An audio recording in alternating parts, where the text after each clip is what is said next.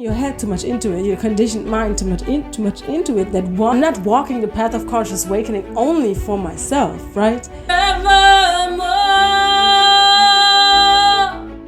When we're on the path of conscious awakening, we lay down the need for others to approve us. Best thing we can do is always remember who we truly are, because the game has changed. And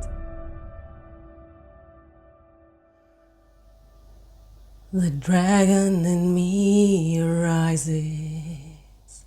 I am worthy of receiving, and it is time that I claim that power now and recognize my own true worthiness. Worthiness is rising in my heart now and forevermore.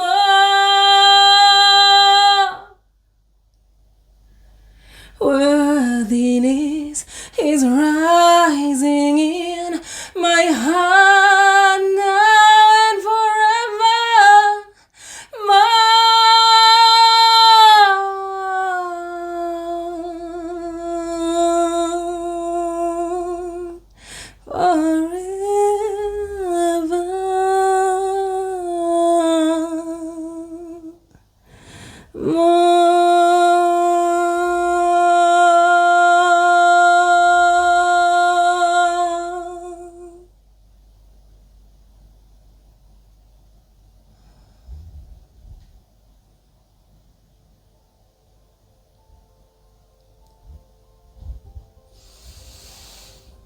Hey there, welcome to day 26.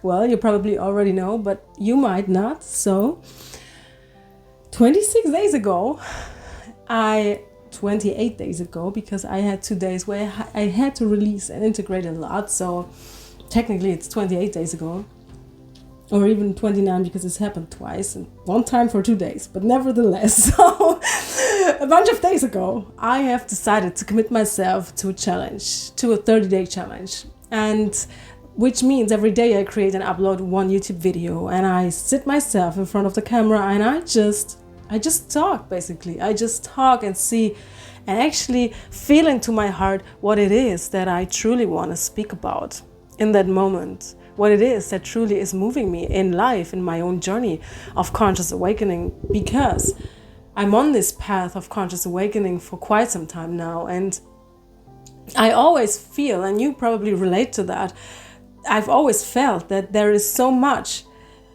that wants to be said. And at the same time, I was still kind of releasing the doubts, the unworthiness of speaking my truth, of saying what it is I want to say, right? Because is there anybody even that wants to listen, right? I mean, those voices, right? Is it enough what I have to say? What can I say about that? All those lies.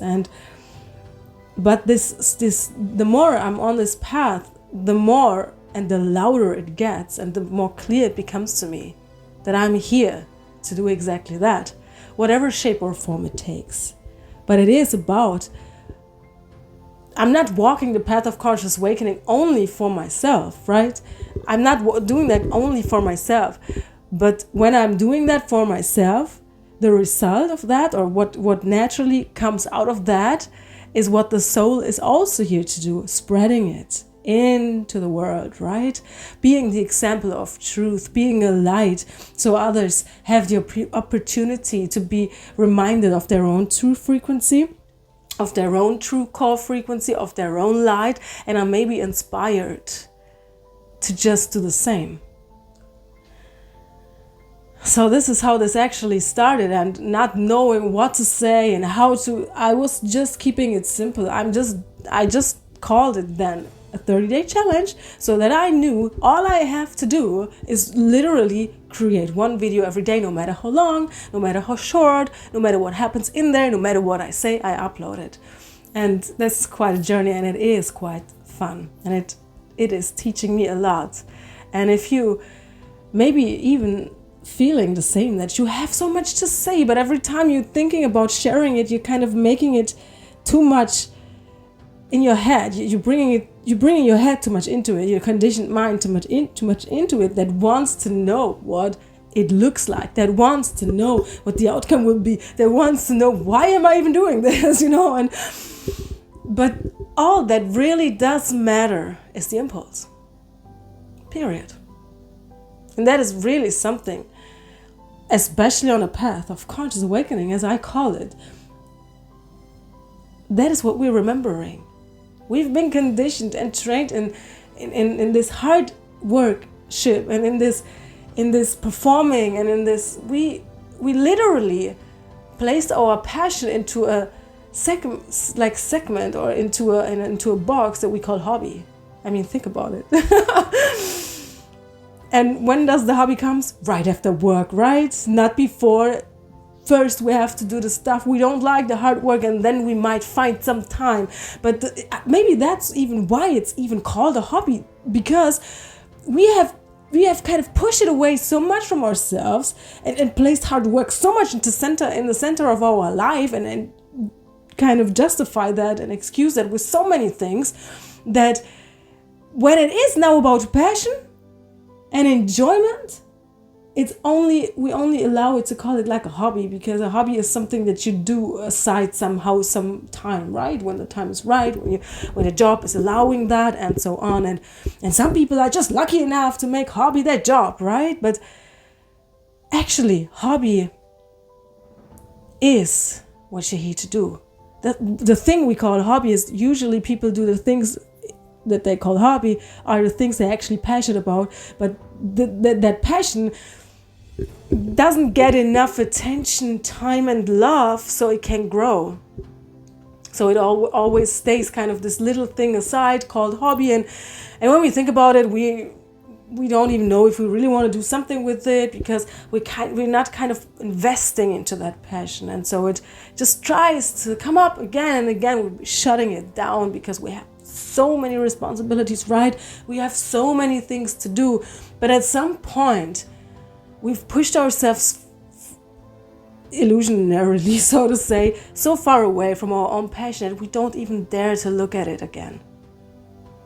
We don't even dare. So we kind of, on some level, we kind of glad we don't have to look at it again, because we have no idea how to connect with it again, because it feels so distant from us, that we're kind of glad that we can throw ourselves into work, because everybody approves that, right? Everybody approves work is important. Well, you have to take care of your kids, you have to take care of this. So everybody understands. I understand why you're not following your dreams. I understand why you're not following your passion. So to your ego self, that is kind of, it's okay when everybody agrees, right? But the truth is that longing never stops. That urge, that feeling of that you want your passion to arise, and this will always knock on your door until you finally face the fears that stand in between you and what you actually want to do in life.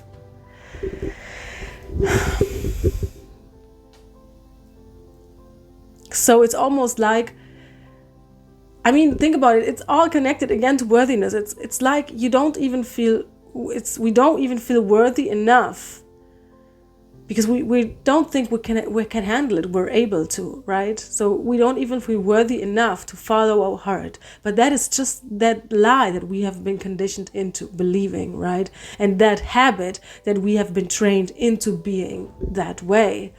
And so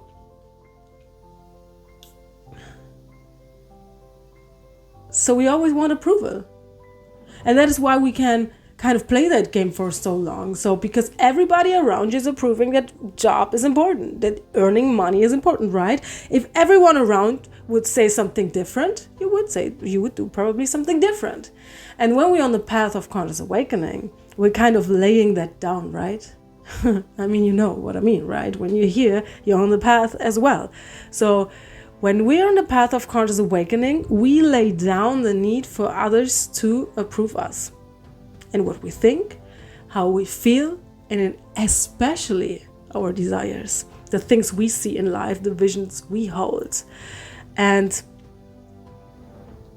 so this is not an excuse anymore to not follow your passion. There is no excuse anymore, actually, to not follow your passion in this new way of thinking and new way of being, because everything now that you know is pointed towards you are worthy, you are powerful. And the only question now is, do you yourself believe that? Do you yourself allow that? Do you allow yourself that to be your reality in your own life? So we cannot even hide any longer. I mean, of course, I'm glad we can't. We cannot even hide any longer into the lie, right? And placing others in front of us and kind of using them like they approve that, right? And so I feel safe here.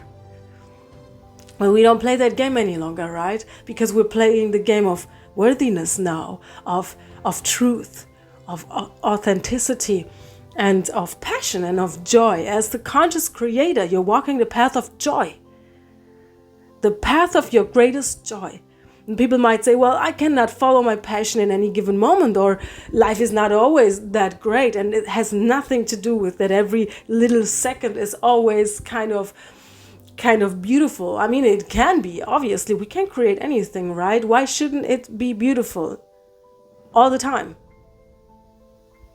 That it might not be it now does not mean we have to reinforce that belief that it cannot be so in another moment or in another reality, right?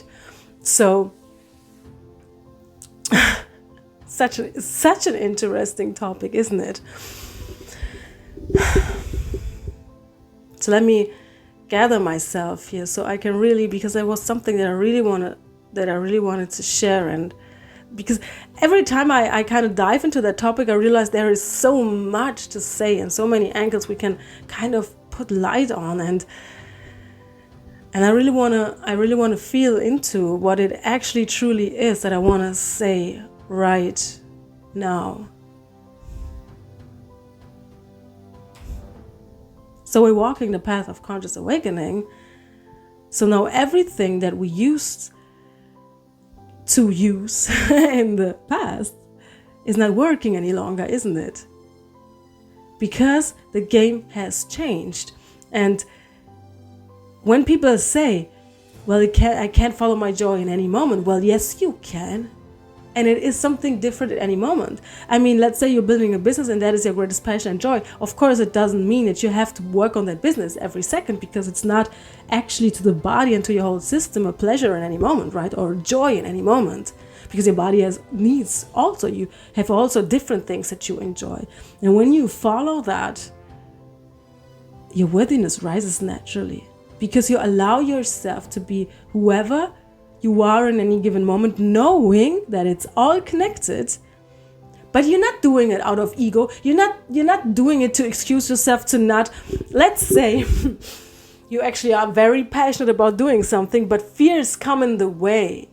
You know what also is possible, and what is kind of a challenge sometimes for us to recognize that we're doing that is actually we want to do that, but fears come up. So what we would have to do is kind of face those fears, right? So in order for that to release, and those things that we are passionate about, or this particular thing that we want to do, can naturally kind of come through us. So it's no burden any longer, because the fears are in the way, right? But sometimes what happens is we have this passion, fears come up, but instead of facing the fears, we kind of lying to ourselves, saying, well, now my body needs this, I follow my passion in any moment. So you can kind of laying aside the thing that you need, excusing yourself with different things, lying to yourself that you prefer actually now this, now you prefer this, now you prefer this. But that is not actually the truth. The truth is you would do that if those fears weren't in the way, but you haven't seen that yet, and you have to face those fears. And that is different. Do you know what I'm getting at? So we have to become, especially with all the things our ego mind is now learning about consciousness, about energies, with all this knowledge now, it's often when we're not recognizing that the ego is kind of driving right now, then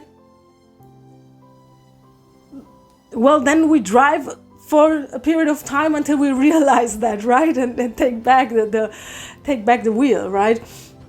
So That's actually pretty funny, because that's kind of the ego pretending to be awakened when you think about it. And part of the journey of conscious awakening is recognizing that, because the ego, the conditioned mind, has all those informations now too. A lot of informations about consciousness awakening, how the things work, and all that stuff. You know what I mean? And kind of sometimes, often, and in some cases, uses that as an excuse to not do certain things that we know deep inside we actually want to do. Right? And I think that's kind of a challenge in and of itself, which is part of the path of conscious awakening, to become aware of that as well. We have to become aware of ourselves, our own ego structure, and never allow any thought to kind of sit in the driver's seat and ruling the whole thing, right? And always kind of be at a point where we are ourselves, who we truly are. And experience everything that arises, the greatest joy, pleasure, whatever it is you experience as who you truly are. You enjoy it and you allow it to leave.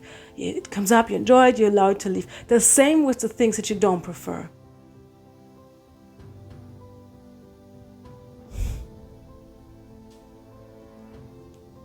Best thing we can do is always remember who we truly are, truly. So let's say, as I also do, I love singing. So I realized one day, well, now that I allow that way more in my life, I'm not making the mistake to now say I'm a singer. I'm an artist. I'm this, I'm that, I'm this, I'm that. There is nothing wrong with saying that, of course not. And it's so beautiful when you find your path, and feel comfortable in that you finally understand where it is that it leads you. But the truth is, you're not a singer. You are the consciousness behind that character that has crafted itself into that shape. And it is part of your story then, yes. But when you always remember who you truly are, you're always playing a character, and you don't say, now I'm finally myself, because now I'm a singer, now I know who I am, because now I'm an artist, now I know who I am, because now I'm a writer, I'm an author, right? Because as long as you do that, you still try to accomplish, and you still try to arrive somewhere, and you haven't fully understand yet who you truly are, because you can live as who you truly are and be the singer, but never forget who you truly are, so you don't identify yourself with the character, no matter what the character does. You are the consciousness that allowing that character to come forth and to craft itself, so to say, to bloom into life. And that is the moment when it becomes easier and more flexible for you to shift and to change, because you're not clinging to any identity any longer. And that is when you're really coming into the flow, because that is when usually we are the singer, we are the artist, so we have clinged ourselves again to an identity, and now the soul who you really are wants to actually do something different, but the identity you think you are again is kind of more fixed again, and is kind of controlling again if that fits into that which I am now. And depending on how flexible that character itself is in opening a little bit, you're again only playing the character, and you're making it more complicated and more unnecessarily more hard, especially to change, because your truth will always be kind of behind the scenes, always changing, always in motion. The soul is not saying things like, I'm forever a singer, or I am an artist, I am this, I am this. When you express yourself through that body, you just are. And then you watch the show and watch what's next. And when you do it that way, you kind of experience those things then, singing, art, writing, dancing, whatever it is you do. Even raising your family, really, it really doesn't matter. You're seeing it in a whole different way, and you are enjoying it in a whole different way, because you no longer identify yourself so much with it, but you're seeing it as a beautiful experience. And that means when you don't identify yourself so much with it, you don't try to hold on to it. So you don't start to cling to it and unconsciously start to come into a state of being where you want it to stay that way and you don't allow any change, which happens, of course, unconsciously usually. And so you're always in an open state and you always allow each thing, yourself, everybody, to kind of expand and change. And when you cling to an identity, there comes then at some point always fear that is afraid of the change that it already is sensing. Because the ego is sensing that when things are about to change too. And that is why then the fears come up and then it tries to keep it that way, right? And that's the beauty about living who we truly are, because we can literally be everything in any moment. And this doesn't mean that you have to change everything in any moment, but it means there is so much more flexibility. It means there is truth. And it means that you truly here and are doing what you intended to do and to be when you when you've decided to come into this place on earth.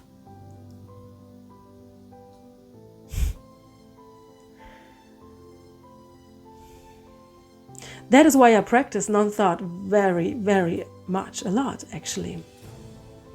And it doesn't mean that you have to shut all the thoughts down, but I practice, let me see what that just popped up. But I practiced, so it's not that, it's just, the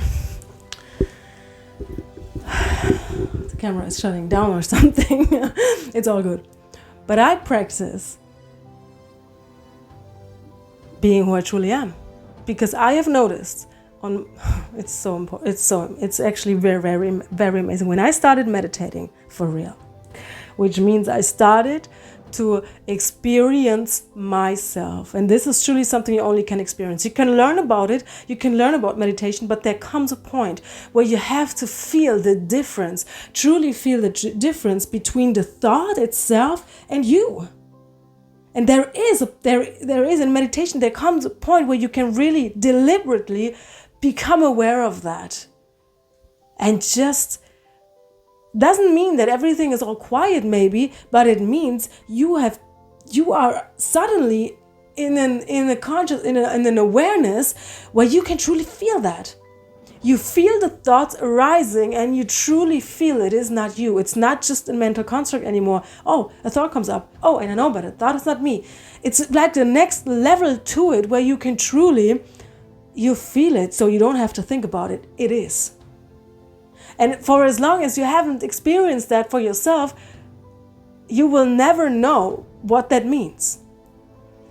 And when I started to experience that by truly practicing it, and I have noticed, and this might be for you different, but usually for people that are trained into conditioned thinking, usually that have a challenge to even slower their thoughts, right? Usually it takes more than 5 minutes to do that. It takes more than 10 minutes to do that, because the more you're consistently in that state of non-thought, so to say, or not being attached to thought, I should rather say, because thoughts could arise too, but it's different. Trust me, it is different. I have no other words right now, but to say it is different. And when you come into that awareness, the longer you stay in there, the more of your truth kind of expands into your mind. You kind of bring it with you, so to say. So, and I truly realized on my meditation journey, the more time I invest into doing that, the more I'm able to bring it into my physical reality as well. And every time I invested more, I've invested more than probably usually people do, even when they're on a path of conscious awakening, because I'm just so curious.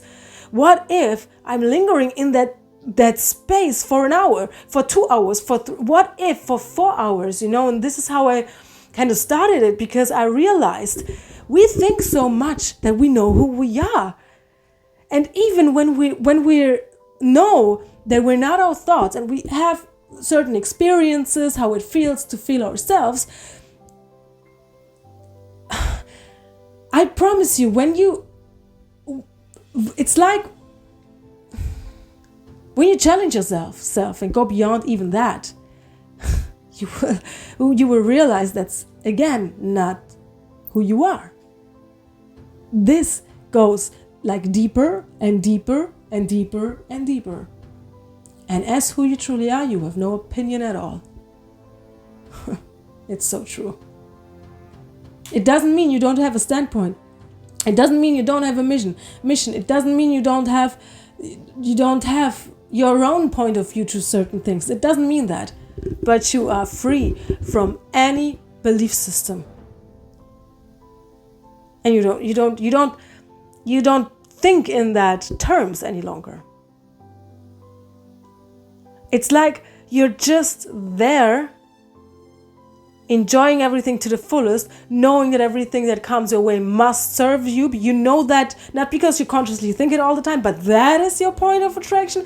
That is your natural state of being, and that is just natural and normal to you. It's just the way it is.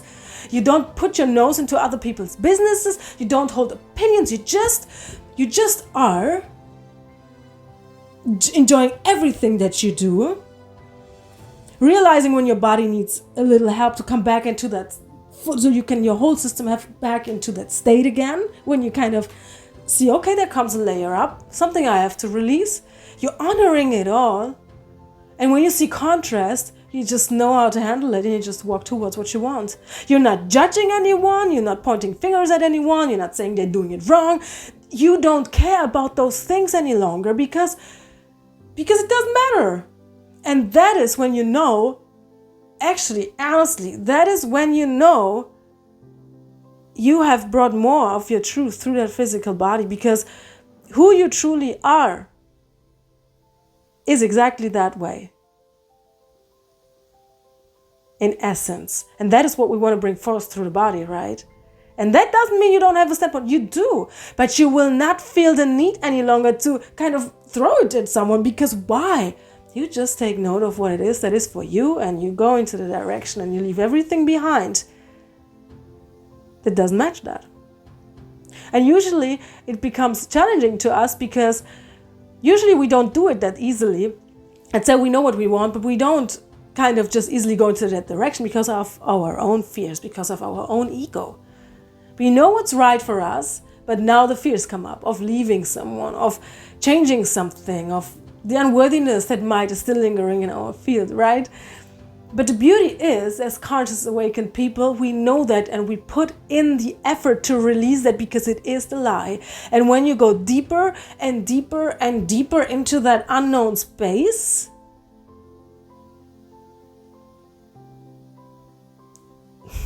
the more you will experience yourself. And I love to do that with meditation, because that is just, to me, that is just the best way to do it. Because yes, of course, you can be in a meditative state in everything you do. But let's be honest, that is a challenge for us, right? Kind of playing in that game and are so detached. So we do not bring our conditioned self in some shape or form in, even if it is a beautiful one, even if you have created a beautiful mind, Really, only a few people probably can do that, I think, in this life right now, in this reality. And usually the egoic mind thinks those people are boring because they are so aware, right? Because they're not all like all the time, or like the other way around. They're just present and they're enjoying themselves, and they don't judge. They don't feel the need, to judge anyone, to talk about things that they don't prefer. They don't even feel the need so much to talk about what they do prefer. They're just embodying it. They're just doing it, right? And, well, sitting there, yes, closing your eyes and practicing, focusing on nothing is, to me, the best thing you can do to then kind of bring it into your reality with open eyes as well. And I think what we really need to remember is how we feel. Not what we think what it is, how we feel. Having the meditation, going into the word, kind of forgetting about it, but bringing that constantly into our life, because the meditative state is our natural state of being, actually. So, and we are trained into believing the physical mind is who we are, which means no matter the question that arises, yes, no matter the thing that is we want to change or what we want to do in life, we use the tool mind as there is nothing else. Because we're trained to, right? The first thing we want to use in order to accomplish something, dissolve something, change something, is the mind. is the experience we already had kind of recorded, and as an illusion, actually, by the way. That identity is an illusion, and that makes us like unflexible. But that is an illusion too. Because the truth is we are, by essence, actually flexible, and we never stop being in motion, right? So, but your mind is only a tool, like a hammer. It's you lay it down when you don't need it. But we've been trained to think it's us, which makes it challenging for us to let it go. Every time we need something, we kind of run to it as if it is everything, which it is absolutely not. There are way more beneficial ways to really dissolve things than the mind, trust me. And the conditioned mind, those experiences you have, yes. And we have kind of a false understanding of what the mind is, why it is actually here, and how we use it, and therefore we only experience ourselves like through the mind.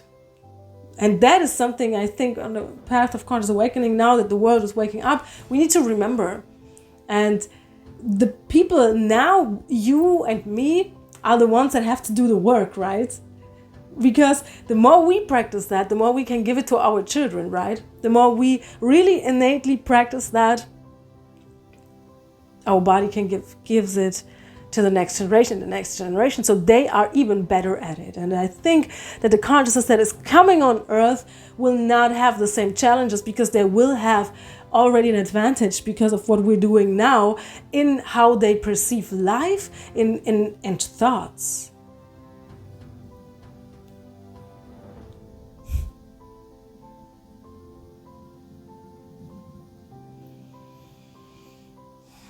Living as who you truly are is truly the best thing you can do, obviously. And I want to finish here, because in all those topics, in all those videos, there is always this moment where I realize there is so much more to say. I should do a podcast. But for now, I'm going to leave it now here. And I'm so curious. Let me know what you think about that, how you experienced yourself on your journey so far, and maybe what comes to your mind about all of that. Let's connect. Let's truly connect. And because I love the topic of worthiness so much, I really want to sing one more time, because I'm just so inspired to Worthiness Rising. The song that is connected to the painting, exactly called the same, Worthiness Rising. And I might even, let me see, I cannot make you a promise now. I might put that painting in the end of the video so you can have a look at it. But you will also see it when you go to my Instagram page, divinearts.love, because I only have, I think, 3 or 4 posts so far on that channel, on that Instagram account, but Worthiness Rising is the painting that you can see there yet already. Allow me to remind you of your own true worthiness by listening deeply to the voice, to the words, and feeling your own truth in it.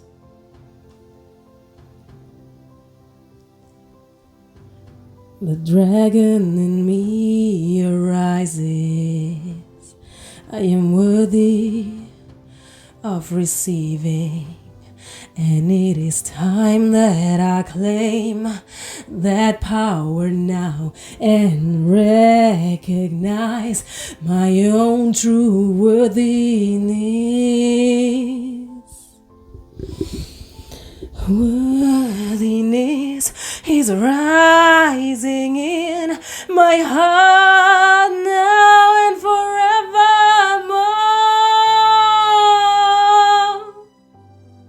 Worthiness is rising in my heart now and forevermore.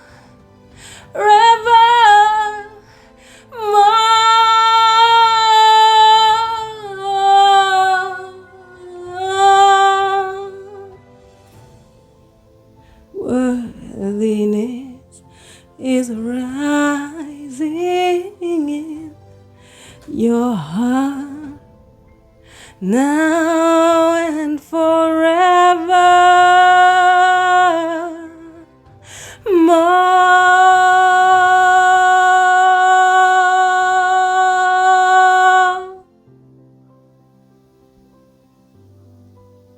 You are so worthy by nature, worthy of your own sound, worthy of your own voice, worthy of your own truth, and worthy to live who you truly are. You are. You are worthy now. We all are.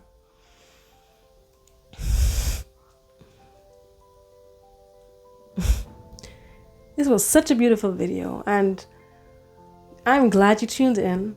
And if you've watched it till the end, well, my pleasure, as I said. Thank you. Make sure to follow my social media. I put all the links in the description box down below. And you have the opportunity to support my journey. As I always say, only if you truly feel resonance with it, and if you feel called to, then you have the opportunity to do so. If you do so, I appreciate that from the bottom of my heart. The link to support my journey you will find in the description box down below. I put everything down there, so you will find it and find me on other platforms as well. And I had no idea actually what the theme is. I sat here and I don't know, I thought about a few things, but I let those thoughts go. And now it just kind of appeared in the video itself. And that's so beautiful to me. I wish you a beautiful time, and I see you for day 27. Bye.